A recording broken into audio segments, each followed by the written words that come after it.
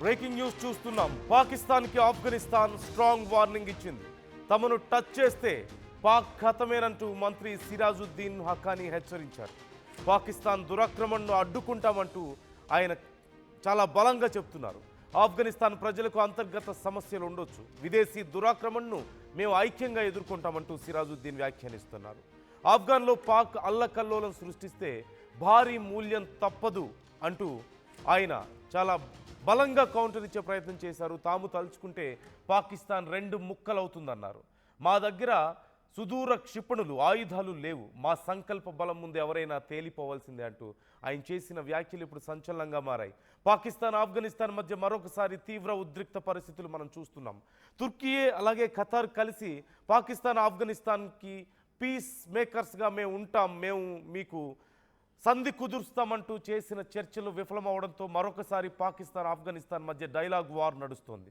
మిమ్మల్ని మేము నాశనం చేస్తామంటే లేదు, మేమే మిమ్మల్ని 50 రెట్ల బలంతో కొట్టగలుగుతామంటూ పాకిస్తాన్ ఆఫ్ఘనిస్తాన్ ఒకరినొకరు తీవ్రంగా హెచ్చరించుకుంటున్నటువంటి పరిస్థితి మనకు కనిపిస్తుంది. ఈ చర్చలు జరుగుతున్న సందర్భంలోనే ఒకరి మధ్య ఒకరు మాటల యుద్ధాన్ని పెరగడాన్ని మనం చూసాం. అంటే ముఖ్యంగా ఈ చర్చల్లో ఆఫ్ఘనిస్తాన్ రైజ్ చేసిన ఒక పాయింట్, పాకిస్తాన్ బేస్గా పెట్టుకొని అమెరికా ఆఫ్ఘనిస్తాన్ మీద డ్రోన్ల దాడి చేయడానికి మేము ఒప్పుకోమని చెప్పారు. దానికి పాకిస్తాన్ వెంటనే లేదు, అది ఎలా కుదురుతుంది, అది కుదరదని చెప్పింది. ఈ నేపథ్యంలో ఆఫ్ఘనిస్తాన్ ఆ విషయంలో సీరియస్ అయింది. సీరియస్ అయిన తర్వాత అక్కడి నుంచి ఒకరి మీద ఒకరికి మాటల యుద్ధం పెరగడం మనం చూస్తూనే ఉన్నాం. మరోవైపు ఆఫ్ఘనిస్తాన్లో ఉన్నటువంటి బాగ్రామ్ ఎయిర్ బేస్ విషయంలో చాలా రోజుల నుంచి అమెరికా చాలా సీరియస్గా ఉంది, ఖచ్చితంగా దాన్ని ఎలాగైనా ఆక్యుపై చేసుకోవాలని. ఈ విషయంలో అమెరికా చాలా సీరియస్గా ఉన్న నేపథ్యంలో ఆఫ్ఘనిస్తాన్ అవసరమైతే అమెరికాతో యుద్ధం చేయడానికి సిద్ధమంటూ ప్రకటించింది. ఇలా ఇటు పాకిస్తాన్తోనూ అటు అమెరికాతోనూ ఆఫ్ఘనిస్తాన్ యుద్ధానికి సైతం మేము సిద్ధమే, మా దగ్గర మీలాగా బలమైన అస్త్రాలు లేకపోయి ఉండొచ్చు, తుపాకులు లేకపోయి ఉండొచ్చు, పెద్ద పెద్ద మిజైల్స్ లేకపోయి ఉండొచ్చు, కానీ మా సంకల్ప బలం ముందు మీరు వీగిపోతారంటూ చేసినటువంటి కామెంట్స్ మనం చూస్తున్నాం. ఒకసారి ఆఫ్ఘనిస్తాన్ ఏం కామెంట్స్ చేసిందో చూద్దాం. افغانستان خلک که د کور دننه هر مشکل لري خو بهرني متجاوز ته بیا یو دي او دغه د خپل حریم نه دفاع دا موږ په اولویتونو کې ده، خو بیا هم د دې ټولو باوجود د تفاهماتو د خبرو لارې چې کومې دي دا خلاصې دي، موږ چا سره ډغر نه وایو. خو بیا که څوک تجاوز کوي بیا الحمدلله د دنیا د امپراتورانو مقابله مې کړې ده، دا هیڅ موږ ته سخته نه ده چې د خپل حریم نه به موږ دفاع ونه کړو. د افغانستان خلک که د کور دننه هر مشکل لري خو بهرني متجاوز ته بیا یو دي او دغه د خپل حریم نه دفاع دا موږ په اولویتونو کې ده، خو بیا هم د دې ټولو باوجود د تفاهماتو د خبرو لارې چې کومې دي دا خلاصې دي، موږ چا سره ډغر نه وایو. خو بیا که څوک تجاوز کوي بیا الحمدلله د دنیا د امپراتورانو مقابله مې کړې ده، دا هیڅ موږ ته سخته نه ده چې د خپل حریم نه به موږ دفاع ونه کړو.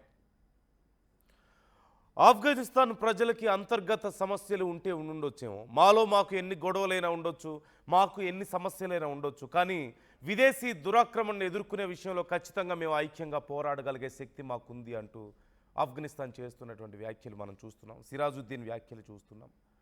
మా దగ్గర పెద్ద పెద్ద ఆయుధాలు లేకపోయి ఉండొచ్చు, మిజైల్స్ లేకపోయి ఉండొచ్చు, కానీ మా సంకల్ప బలం ముందు ఎవరైనా సరే తేలిపోవాల్సిందే అంటూ ఆఫ్ఘనిస్తాన్ చేస్తున్నటువంటి వ్యాఖ్యలు పాకిస్తాన్కు ఒక వార్నింగ్ అని చెప్పాలి. పాకిస్తాన్ ఇప్పటికే చాలాసార్లు ఆఫ్ఘనిస్తాన్కి హెచ్చరికలు జారీ చేసింది, మేము తలుచుకుంటే మిమ్మల్ని లేపేస్తామంటూ. కానీ ఆఫ్ఘనిస్తాన్ అంతకు రెండింతలు బలంగా సమాధానం ఇస్తుంది. ఒకానొక సమయంలో బాగ్రామ్ ఎయిర్పోర్ట్ విషయంలో అమెరికాతో సైతం యుద్ధానికి మేము సిద్ధమే అంటూ ఆఫ్ఘనిస్తాన్ ప్రకటించినటువంటి సందర్భాన్ని మనం చూసాం.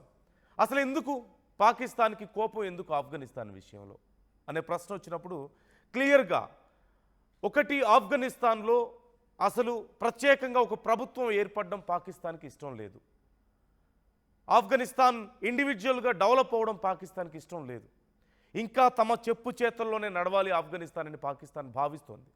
తాలిబాన్లో ఒక ప్రభుత్వంగా ఏర్పడడం, వాళ్ళని ప్రపంచ దేశాలు గుర్తించడం, అందులోనూ ముఖ్యంగా ఓ పక్క రష్యా గుర్తించింది, మరో పక్క భారతదేశం కూడా గుర్తించింది. అది పాకిస్తాన్కి మింగుడు పడడం లేదు. తమ మోచేతి కింద నీళ్లు తాగుతూ తాము విధిల్చిన 4 మెతుకులు తింటూ, ఎలాగైతే అమెరికా విధిల్చిన మెతుకులు పాకిస్తాన్ తింటుందో, ఎంగిలి మెతుకులు, అలా ఆఫ్ఘనిస్తాన్ పాకిస్తాన్ కింద బతకాలని పాకిస్తాన్ భావించింది. కానీ ఆఫ్ఘనిస్తాన్ అందుకు ఒప్పుకోవడం లేదు. ఇప్పుడు అదే కోపం. మరోవైపు భారత్తో స్నేహం చేయడానికి ఆఫ్ఘనిస్తాన్ సంసిద్ధం అవుతోంది. భారత్తో చర్చలు జరిపింది, వ్యాపారం పెంచుకుంటోంది. వాళ్ళ దగ్గర ఉన్నటువంటి రేర్ ఎర్త్ మెటల్స్ త్రవ్వి తీసుకోవడానికి భారతదేశానికి అనుమతించింది. At the same time it's very crucial point, America దేనికోసం అయితే పరితపిస్తుందో, బాగ్రాన్ ఎయిర్పోర్ట్ కోసం చాలా రోజుల నుంచి అమెరికా తీవ్రంగా ప్రయత్నాలు చేస్తుంది. అవసరమైతే ఆఫ్ఘన్ మీద మేము ఈ అటాక్ కూడా చేస్తాం ఎయిర్పోర్ట్ కోసం అంటూ. అంటే ఒకప్పుడు ఆఫ్ఘన్లో ఉన్నటువంటి తమ సైన్యాన్ని వెనక్కి పిలిపించుకునే సమయంలో అప్పుడు బాగ్రాన్ ఎయిర్పోర్ట్ అమెరికా ఆధీనంలోనే ఉండేది. దాన్ని వదిలేసి వెళ్ళిపోయింది అమెరికా. ఇప్పుడు ఏషియన్ కంట్రీస్ మీద పట్టు సాధించాలి అంటే ఖచ్చితంగా బాగ్రాన్ ఎయిర్పోర్ట్ చాలా హెల్ప్ఫుల్ అవుతుందని అమెరికా భావించింది. తప్పు చేసాం, దాన్ని వదిలేసి అని భావించి ఇప్పుడు మాకు ఇచ్చేయమని అడుగుతోంది.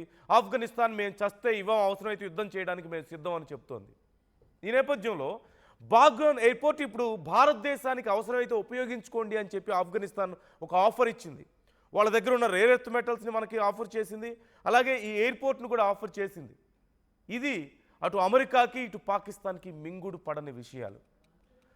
ఓ పక్క మన కింద అణిగిమణిగి ఉండాల్సిన వాడు మనకు పోటీగా ఎదుగుతున్నాడన్న ఈర్ష్య ఒకవైపు. అదంతా ఒక ఎత్తు అయితే, మన శత్రువుతో ఫ్రెండ్షిప్ చేసి వాళ్ళతో వ్యాపారం పెంచుకొని వాడు ఇంకా బలంగా అవుతున్నాడన్నటువంటి ఉక్రోషం ఇంకోవైపు. వీటితో పాకిస్తాన్ ఆఫ్ఘనిస్తాన్ని మళ్ళీ మళ్ళీ హెచ్చరిస్తూనే ఉంది. మీ సంగతి తేలుస్తాం, మీ మీద దాడులు చేస్తాం, మిమ్మల్ని నాశనం చేస్తామంటూ. మొన్న జరిగినటువంటి అటాక్స్ మనం చూసాం. ఎంత దారుణంగా ఎయిర్ స్ట్రైక్స్ చేసి యుద్ధాన్ని మొదలుపెట్టి తిరిగి మళ్ళీ ఆఫ్ఘనిస్తాన్ మీద వాళ్ళు ఈ నెపాన్ని నెట్టే ప్రయత్నం చేశారు. సో ఇది వర్కౌట్ అవ్వదు అని అర్థమైపోయింది. ఇక చర్చల పేరుతో వాళ్ళని ఏదో ఒక రకంగా అణగదొక్కాలని చూశారు. అందులో కొంత అమెరికా సపోర్ట్ లేకపోలేదు. ఎలాగైతే ఉక్రెయిన్ విషయంలో జరిగిందో, ఎలాగైతే ఇజ్రాయెల్ విషయంలో, ముఖ్యంగా ఇజ్రాయెల్ హమాస్ విషయంలో ఎలాగైతే చేసిందో, అంటే ఇజ్రాయెల్ అమెరికా కూర్చొని ఒక ఇద్దరు గొడవ పడుతుంటే ఒకరిని కూర్చోబెట్టి పంచాయతీ చేసి రెండో వాడు లొంగిపోవాలి, లేదంటే నీ సంగతి తేలుస్తామని వాడికి వార్నింగ్ ఇచ్చారు కదా. అలా ఓ పక్క తుర్కియా కూర్చుంది, ఇంకో పక్క ఖతార్ కూర్చుంది. పాకిస్తాన్ ఆఫ్ఘనిస్తాన్ ఉన్నాయి, కానీ మేము పెట్టిన రూల్సే మీరు ఫాలో అవ్వాలంటే ఆఫ్ఘనిస్తాన్ ఎందుకు ఒప్పుకుంటుంది? ఒప్పుకోలేదు. ఇప్పుడు అక్కడ సమస్య మొదలైంది. ఇది మళ్ళీ ఒకసారి యుద్ధానికి దారి తీసే పరిస్థితి క్లియర్గా కనిపిస్తోంది. కానీ ఈ యుద్ధం జరిగే లోపు ఆఫ్ఘనిస్తాన్ ఎలాగైనా సరే వెపన్స్ని గ్యాదర్ చేసుకునే ప్రయత్నాల్లో ఉంది. కొన్ని గన్స్, క్షిపణులు, వీటన్నిటిని తెచ్చుకునే ప్లాన్లో కనిపిస్తోంది. సో ఈసారి చాలా సివియర్గా యుద్ధం ఉండే అవకాశాలు కనిపిస్తున్నాయి. అమెరికా దీని వెనక చూస్తూ ఉందే తప్ప పెద్దగా కృషి చేయడం లేదనేటువంటి అభిప్రాయాలు. 8 ప్రపంచ దేశాల్లో యుద్ధాలు నాపాను, నాకన్నా పెద్ద శాంతి దూత ప్రపంచంలో ఎవరూ లేరు అని చెప్పుకుంటున్నటువంటి ట్రంప్ ఎందుకని ఈ విషయంలో పెద్దగా ఇన్వాల్వ్ అవ్వడం లేదనేటువంటి చర్చ. ఓ పక్క ముస్లిం దేశాలన్నీ ఐక్యంగా ఉండాలని భావించి తుర్కియే కానీ లేదంటే ఖతార్ కానీ ఈ విషయంలో మొదటి నుంచి ఇనిషియేషన్ తీసుకుంటున్నాయి, మాట్లాడే ప్రయత్నం చేస్తున్నాయి. కానీ మూకుమ్మడిగా ఆఫ్ఘనిస్తాన్ మేం చెప్పింది వింటేనే మీకు పీస్ ఉంటుంది, లేదంటే మిమ్మల్ని చంపేస్తామని బెదిరిస్తే ఎందుకు ఊరుకుంటుంది? ఇప్పుడు అక్కడే సమస్య మొదలవుతుంది. ఎలాగైతే హమాస్ని కంట్రోల్ చేశారో ఇప్పుడు ఆఫ్ఘనిస్తాన్ని కంట్రోల్ చేయాలని అలాగే ప్రయత్నిస్తున్నారు. అక్కడ హమాస్ మాట వినడం లేదు, ఇక్కడ ఆఫ్ఘనిస్తాన్ కూడా మాట వినే పరిస్థితి లేదు. సో బలవంతంగా ఎవరినైనా సరే శాంతి చేకూర్చాలన్న ప్రయత్నం చేస్తే థర్డ్ పర్సన్ వచ్చి అది వర్కౌట్ అయ్యే పరిస్థితి లేదు. సో ఈ అంశంలో ఏం జరగబోతుందని మీరు అనుకుంటున్నారు? మరొకసారి ఆఫ్ఘనిస్తాన్ పాకిస్తాన్ మధ్య యుద్ధం వస్తుందని మీరు అనుకుంటున్నారా?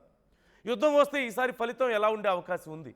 మొన్న పాకిస్తాన్ కూడా తీవ్రంగా నష్టపోయి చివరికి ఖతార్ దగ్గరికి వెళ్ళి అడుక్కోవాల్సి వచ్చింది, దయచేసి యుద్ధాన్ని ఆపండి, ఇక మా వల్ల కాదు అని.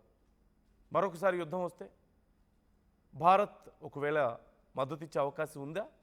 ఆఫ్ఘనిస్తాన్ భారత్ మధ్యలో బంధం పెరుగుతుంది కాబట్టి, రిలేషన్షిప్స్ పెరుగుతున్నాయి కాబట్టి. What do you think about this? Comment your opinion. افغانستان خلق که د کور د ننه هر مشکل لري، خو بهرني متجاوز ته بیا یو دي او دغه د خپل حریم نه دفاع دا موږ په اولویتونو کې ده. خو بیا هم د دې ټولو باوجود د تفاهماتو د خبرو لارې چې کومې دي دا خلاصې دي، موږ چا سره ډغر نه وویو. خو بیا که څوک تجاوز کوي بیا الحمدلله د دنیا د امپراتورانو مقابله مې کړې ده. دا هیڅ موږ ته سخته نه ده چې د خپل حریم نه به موږ دفاع ونه کړو. د افغانستان خلک که د کور دننه هر مشکل لري خو بهرني متجاوز ته بیا یو دي او دغه د خپل حریم نه دفاع دا موږ په اولیتونو کې ده. خو بیا هم د دې ټولو باوجود د تفاهماتو د خبرو لارې چې کومې دي دا خلاصې دي، موږ چا سره ډغر نه وویو.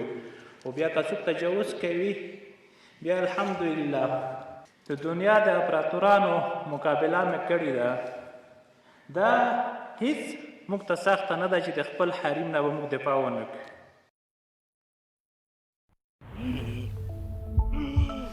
ఏమైంది అంకుల్? పవర్ బిల్లు చేపకుచెల్లు హై బీపీ బహి ఇంత తెల్లు పెట్టుకొని బిల్లు బీపీ అంటావేంటి అంకుల్? ఇల్లు అమ్ముకోరు బిల్లు కట్టమంటావా? ఇంటి పైకప్పు నమ్ముకోమంటున్నాను. ట్రూజాన్ సోలార్ సిస్టమ్ ఇన్స్టాల్ చేసుకోండి, ఫ్రీ ఎలక్ట్రిసిటీ జనరేట్ చేసుకోండి. ఇది చెప్తే లో బీపీ వచ్చి పోతారేమో, ఒక్కోసారి బిల్లు మొత్తం ఫ్రీ అయిపోద్ది. Truzon solar power, super power.